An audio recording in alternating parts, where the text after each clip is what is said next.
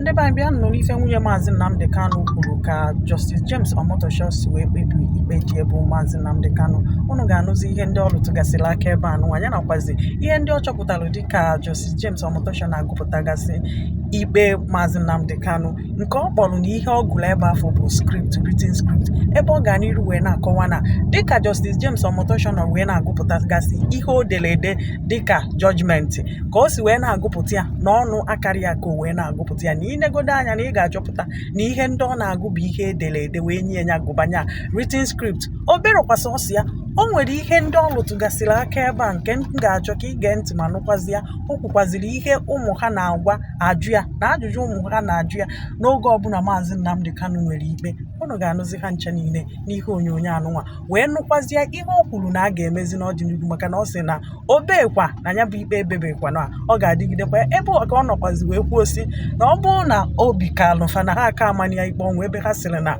nọọ ikpe ọnwụ ka ikpe nwere okwu nke nwa sị na ọ dara iwu nke nwa sị na ọ dara na ha si nọọ ikpe ọnwụ bụ ihe kwesịrị mana ọ bụrụkwa sọsọ ya na nwunye Mazi Nnamdi Kanu kwuru wee sị kedụzi ka ụlọ ikpe si wee nyebezie judgment o wee bụrụ n'ihe ewefetara dịka ihe akaebe ka ha ji wee ne tupu isi na si jiri ya na-ekwu ka nwanne m biko gegede ntị maka irikwazi ya nụkwazi ya n'ọnụ nwunye Mazi Nnamdi Kanu. Udochianụ ndị nke maka ndị chọrọ udo. Lovers of freedom and truth, lovers of justice. It's been a long day for all of us. It's been a very, very long day.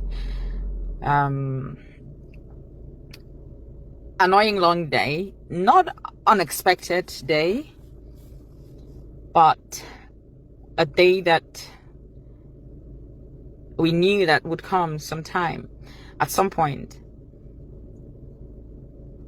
I just had to wait for Nabi Kim to go back into the house because I haven't told him what happened. He's asked me about the court and I said, is the usual nonsense going on? And he said, okay. We have seen what transpired today in the court between Mazi Nnamdi Kanu and the kakistocratic, I have always called Nigerian government kakistocratic, government of Nigeria. What happened today is not something unprecedented. It is something that we know that this is what they want to do, even though some people don't realize that, but this is something that has been planned, prepared a long time ago. Although at some point we would have averted or evaded this type of behavior in the past, but notwithstanding, God alone understands why it has to come this way or go this way. Mind you, this is not about some political misunderstanding or misconception happening anywhere. This is about Biafra. So if we understand what Biafra is and understand what it entails and understand the people behind Biafra, the hands, the unseen hands and the seen hands, then we will understand what this whole thing is about. Also, if we understand who we are as the Igbo people, Igbo, there is something about us that the enemy does not want to board. We are very special. I keep saying that. And at some point, God, in his infinite mercy, would make us known as he has purposed us to be. So I need to be fast so I can go back in.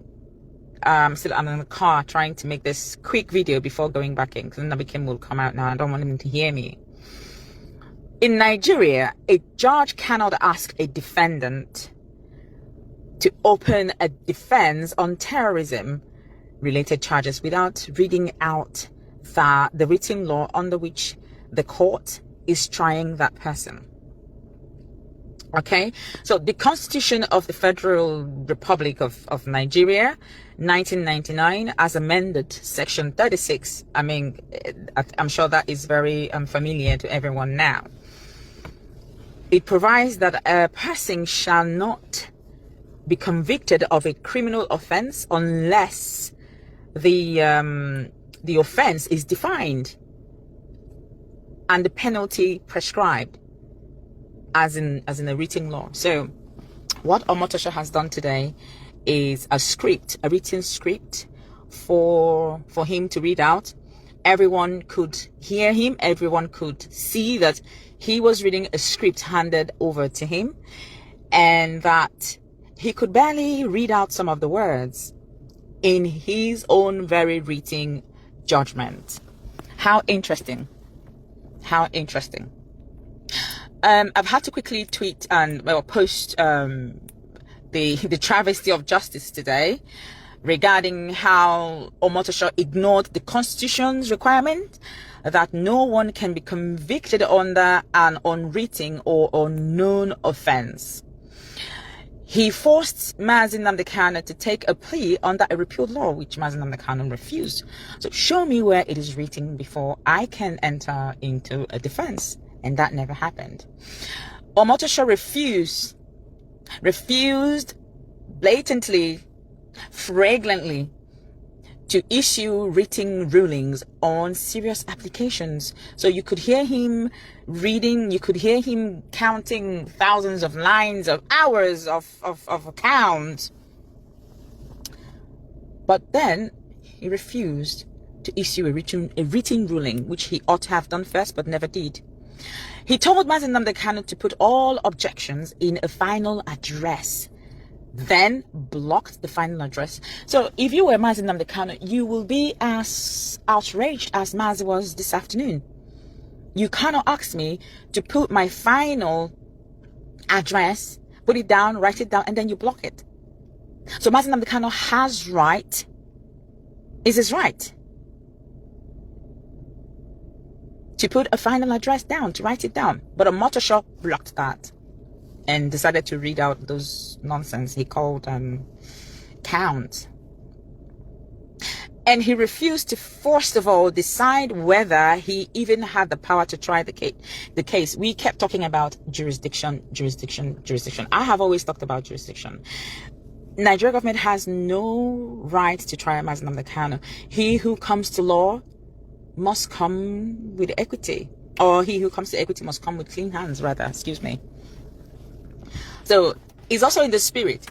If I'm going somewhere to lay a complaint about someone, I ought not to have done something, rather lay a complaint first.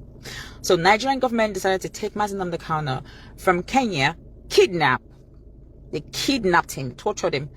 After 8 days, they brought him to Nigeria, and then decide to try him under a repealed law, which we have refused. So a few gaps there where we should have stood on our discharge and acquitted and stood by it. Regardless, that would be revisited, and we are going to appeal.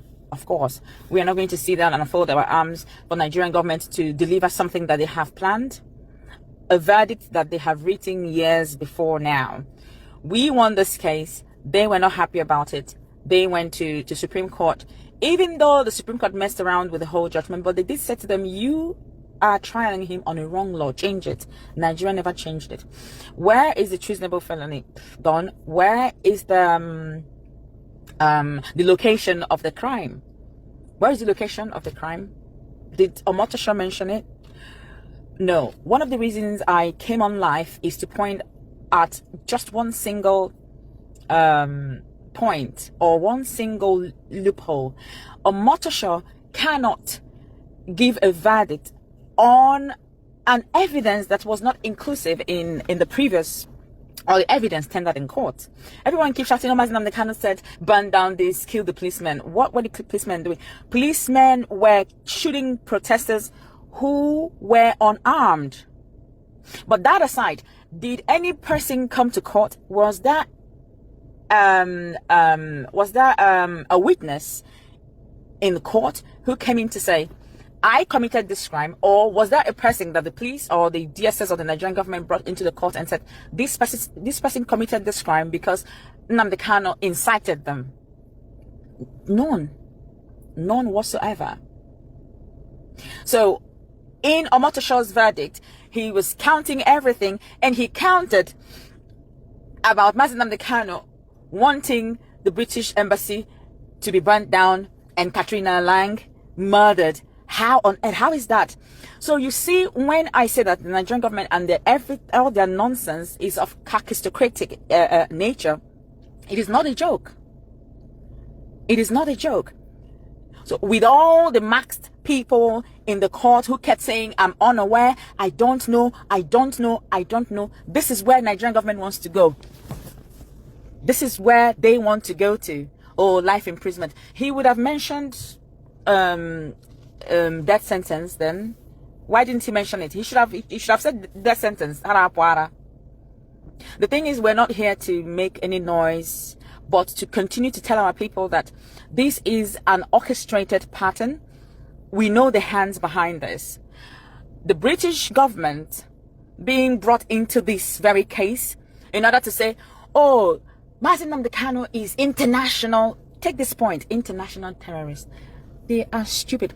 You know, this is the kind of person who would be in an examination hall. They would give him copied whatever, and he would copy both the person, his matriculation number, and the person who gave him a note to copy from. He would copy everything. So even though you can see that Omotosho was reading a script handed over to him just this morning or last night, he was just coming to court to read it out, not to analyze anything, not to actually pass judgment. It is right there before. They think Trump is not intelligent. Is that what they think? They think the American government is as aristocratic as they are? No. For them to rise and say that there is Christian genocide in Nigeria, it means that they have done their work. They have all the evidence.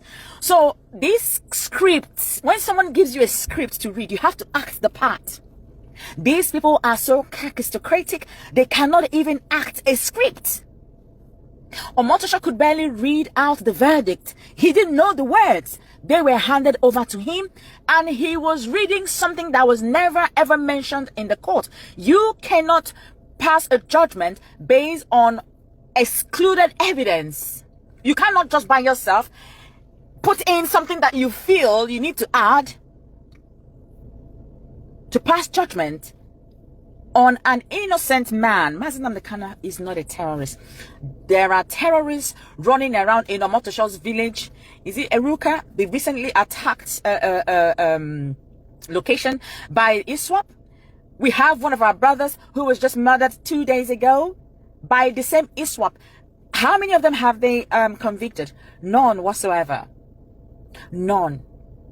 But it is Mazi Nnamdi Kanu. This is right before his eyes. They're running around. You can't. When he said to you, you cannot, because you have no evidence of, no shred,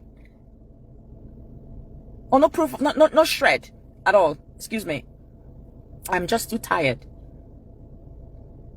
There's no shred of evidence, no shred of proof. So this is a written script. They have interpreted it the way they have chosen, but we will fight it. I got Hinshia, I got Lugidog, I got Hinshia. They don't know what they are in for.